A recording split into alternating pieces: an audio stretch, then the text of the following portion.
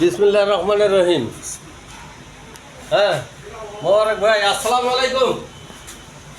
বলেন। ওয়ালাইকুম আসসালাম। ওই আজকে ভাই যে আপনার এই যে ইয়াতে আসছি কোয়ালিটি ফিডে, হ্যাঁ, জি।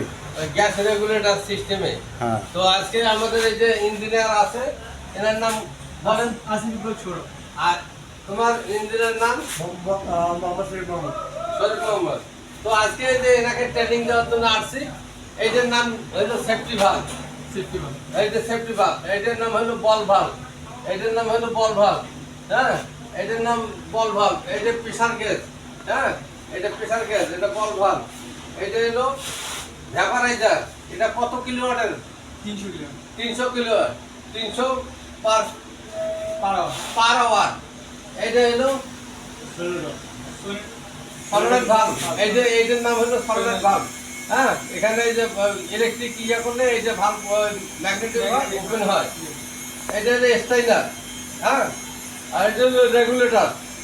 এটা কতটুকু প্রেসার দিতে হবে, এইটা ডিসপাস করতে হবে, এইখানে প্রেসার সেট করতে হয়।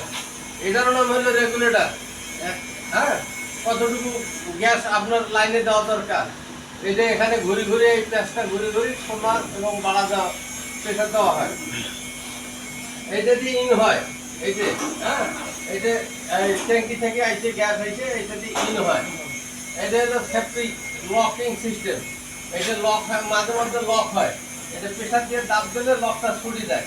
লক হইলে গ্যাস আর ভেতরে ঢুকতে দেয় না, তখন ব্লক করে দেয়। এটা ফির আবার লকটা ছুটানো যায়।